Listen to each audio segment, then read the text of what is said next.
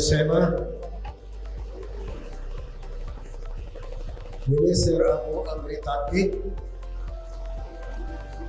Minister Chen Munoz, Minister Aida Simongan, Deputy Minister Mun Al-Haq, Member of Parliament Ibrahim Ali,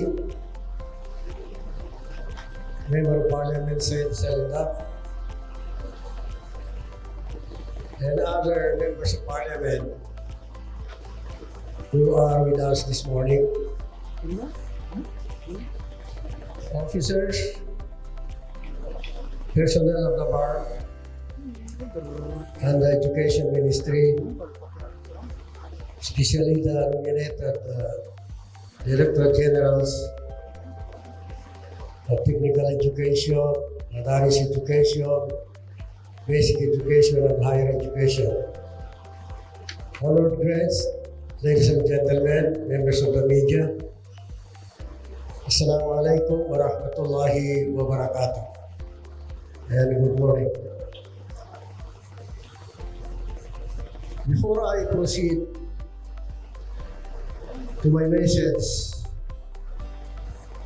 I pray that you are in good health and high spirits despite the difficulties and limitations set by the COVID-19 virus.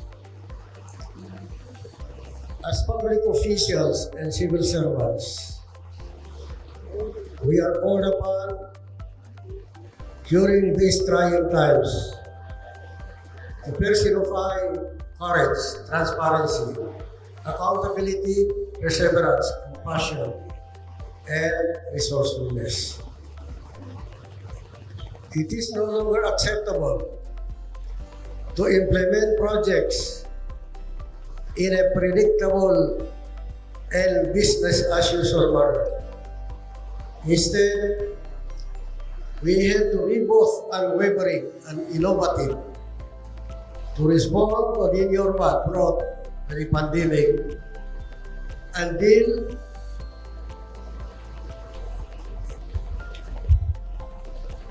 with the unresolved lingering issues that have unjustly affected this region for the last 2 or 3 decades.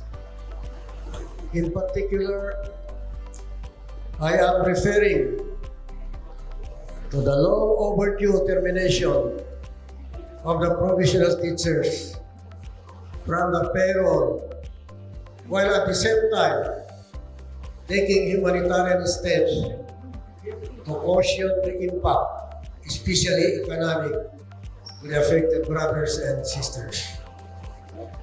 The Ministry of Basic, Higher and Technical Education is committed to delivering the essential educational and other crucial services to the Bangsamoro people, especially our children and the youth, who are the future leaders and professionals of this round and diverse region. Mandated by the Bangsamoro Organic Law and guided by the principle of corporate governance, the Ministry will address needs, ideals, and aspirations of our communities and implement the critical strategies and the bar. Therefore, it is my honor and privilege to officially launch the various flagship programs designed to enhance the Bangsamoro educational system under the basic education, Madaris and Islamic studies, higher education and technical education, and skills development. As you have seen in the presentation earlier, our flagship programs align with the Ministry's 12 key priority areas, which defines the kind of education we aspire to have in the Bangsamoro. Number 1, inclusive education through comprehensive Bangsamoro education code, 1 million enrollees accessible education opportunities for all learners, and prioritizing the welfare of students with disabilities. Number two, responsive to the needs of the people, wherein we have one professional per family in Bangsamoro, quality teachers and education managers, safe spaces for learning and development, comprehensive health and nutrition school-based programs, collaborative working relationship with local government units and community leaders, and parents willing to invest in education of their children. And number three, relevant educational system strengthened by the following: good governance practices and best practices from international experiences which can be adapted to our situation. While we launch these programs today, I would like to emphasize that we have started our process for long-term institutional reforms since I took my office as your education minister last year.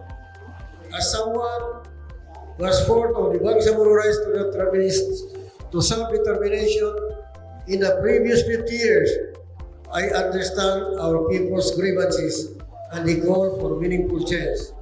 I am sure all the other ministries are undertaking similar efforts in order to better the lives of our people. But the journey to a robust and productive learning and educational system and a stable and responsive ministry will be strenuous and unyielding. The path would entail contesting and resigning any practices or habits that have obstructed the development of the Bangsamoro region in the first place. For instance, corruption in any form, at any level, is unacceptable in the bar. It weakens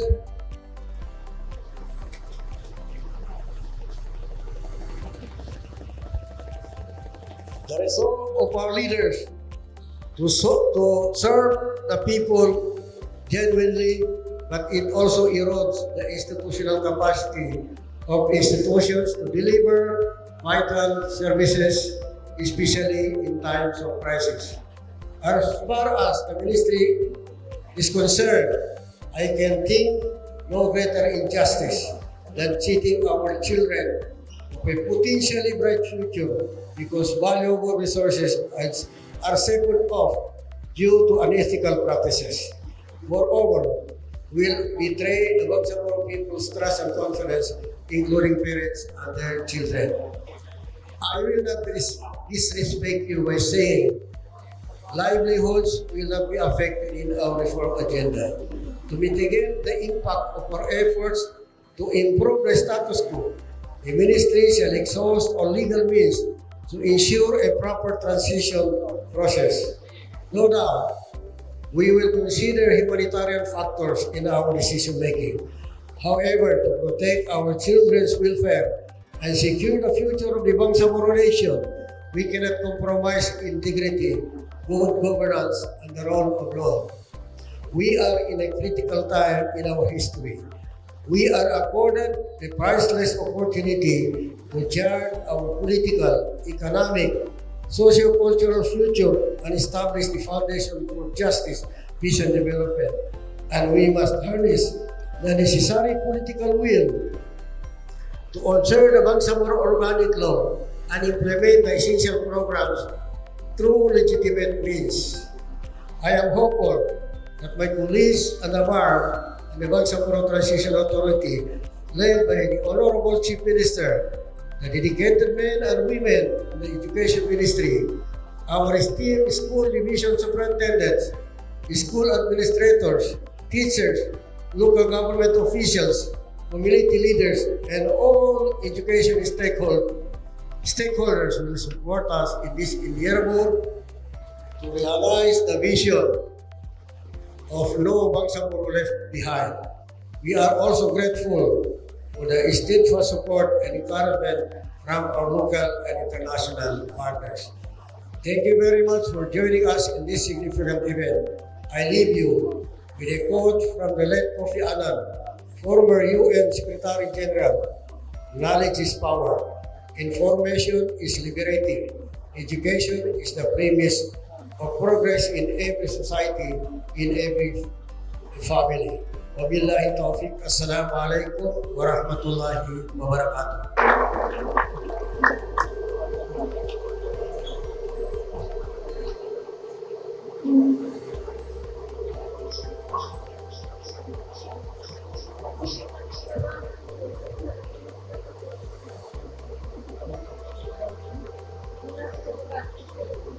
Bismillahirrahmanirrahim. Alhamdulillah bihi nasta'in wassalatu wassalamu ala sayyidina Muhammad wa ala alihi wa sahbihi. Rabbi shrah li sadri wa yassir li amri wahlul 'uqdatam min lisani. Assalamualaikum warahmatullahi wabarakatuh. My warmest courtesies to our dear brother, the MBHDA Minister, Minister Muhammad Iqbal, and the hard-working men and women of the Ministry of Basic, Higher and Technical Education, fellow ministers, Minister Muhammad Yaqub of Napa, Minister Romeo Seman of NLO, Minister Ali Munoz for the Ministry of Impos, Minister Awal Republic, LTID, Minister Aida Suliman, the MOST, head of the Treasury Department and member of the Parliament, Said Florida, member of the Parliament, Said Madi, Deputy Minister of MOPC,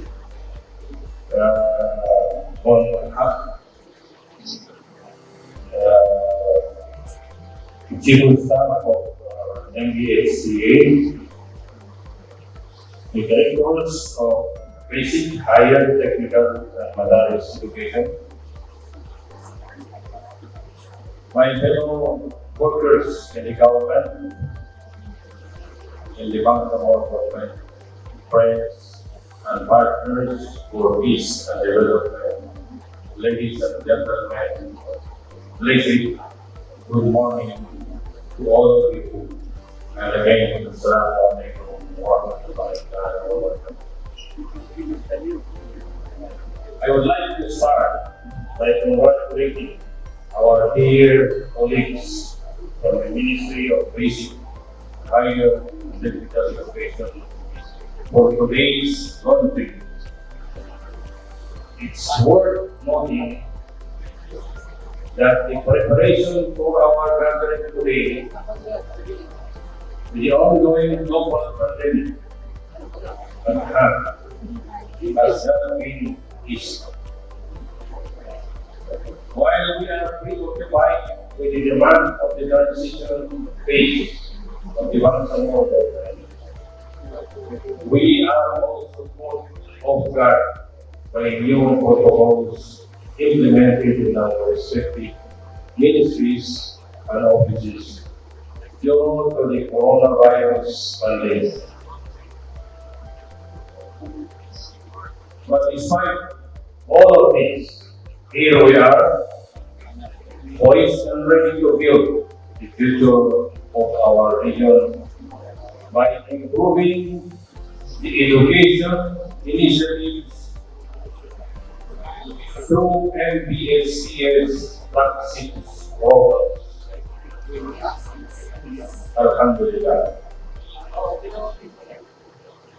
Of course, if there's one important thing we learn from the pandemic, it is a need to be flexible in implementing projects and programs relative to what we now refer to as the new normal.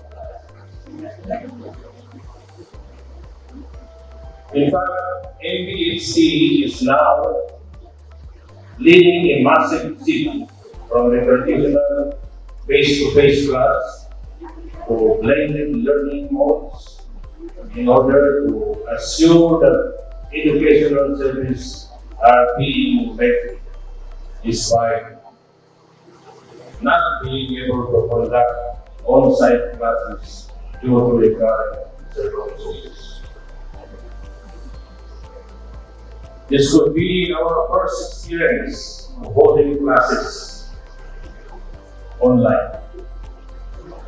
Thus, I am confident that the flagship program to be launched here today or launched today can also be implemented under any given circumstances and hopefully become significant goals in redefining the importance of education in our region in South.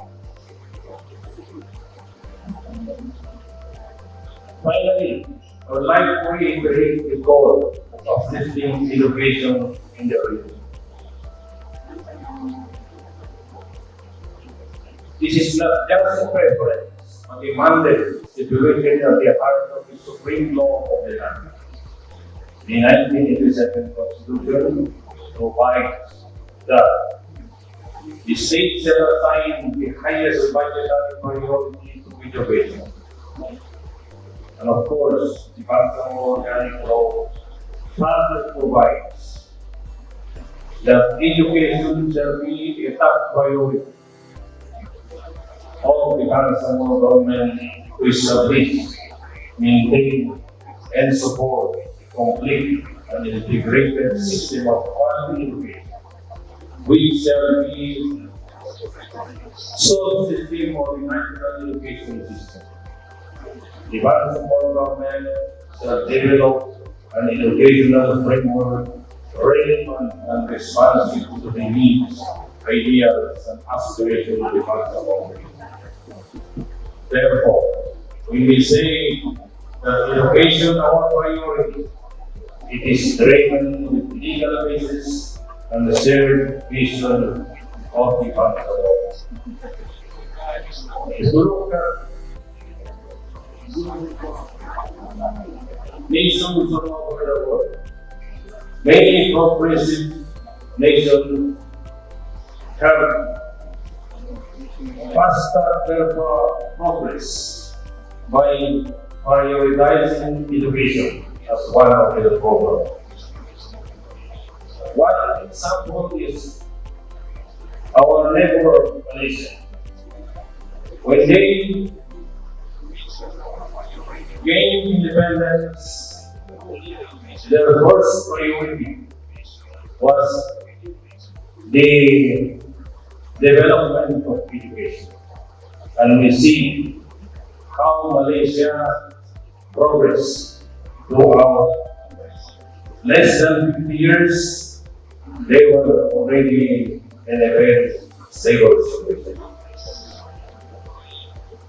While it is true that our main mandate during the transition period is centered on normalization and enacting priority goals that will eventually define the new bureaucracy, it is also important that we begin a new culture of excellence for our education.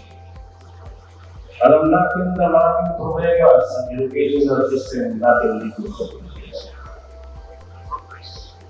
Especially in the remote villages, nakikita natin na very challenging ang educational system natin. We need to improve dito sa lahat ng branches of our educational system. Otherwise, wala tayong matatawag na success during this transition period. We need to strengthen the academy in order to produce minds that can eventually help this region in attaining its most potential, be it in madrasa, in technical, or the mainstream education. You will observe that I think we are the first to combine all the main branches of education, the higher education, basic education, technical education, and including the mathematics. We bind them together in one ministry in order to ensure that the educational system in our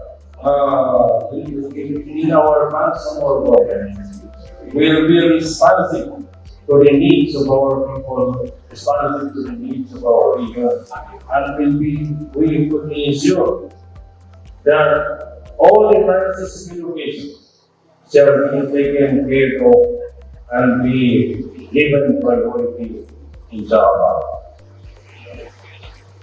Today, the future of innovation in the Bangsamoro begins. Yes, we have done many of the activities, but then we have not done it as program as we have programmed it now, and through these flagship programs we have launched today. So with this, let me congratulate again everyone in the Ministry of Basic, Higher, Technical, and Madaris for their continuing effort in order to develop our educational system. From the minister, to the directors, to everyone who is of the school superintendents and all who are involved in our educational system. Thank you very much. Wassalamu alaikum wa rahmatullahi wa barakatuh. Minister, the Chief Minister,